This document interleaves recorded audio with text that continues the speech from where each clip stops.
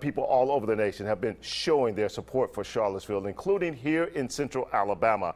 CBS 42 News reporter Britt Moore taking a look at that support, that show of support here. Britt. Our Birmingham joined dozens of other cities across the country to stand in solidarity with Charlottesville. Now, organizers of yesterday's rally tell me they hope people here in central Alabama stand strongly against racism and white supremacy. Now, the rally happened at the 5 Points South Fountain yesterday. Some people sang while others held signs. The rally was hosted by Black Lives Matter, the Democratic Socialists of America, and other local groups. Now, organizers telling me they want the community to stand strong against what they know to be wrong. I want them to not feel comfortable being on the fence. I want them to know that they have to pick a side. There's no more waffling. There's no two legitimate sides to this story. There are people who were murdered and there are neo-Nazis. There's no alt-right, they're neo-Nazis. They're not American. They don't care about free speech. They don't care about anything.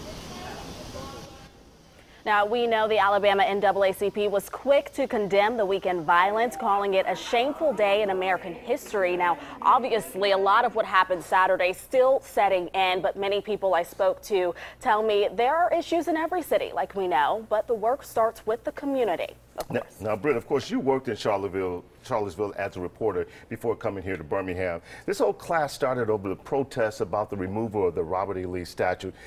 As you think back to your time there, did they have these type of issues over the statue and other issues in Charlottesville at the time?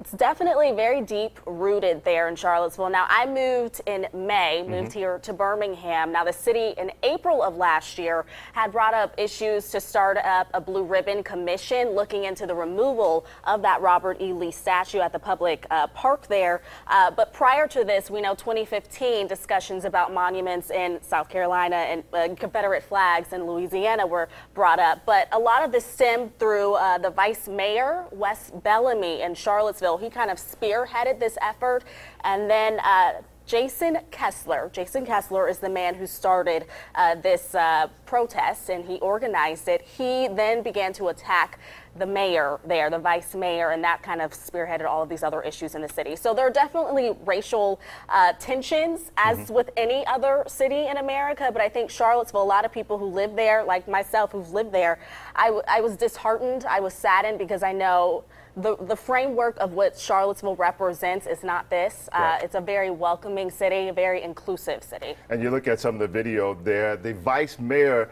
I know the person who incited a lot of this talked about the vice mayor's tweets from years back. He has since grown up, he said.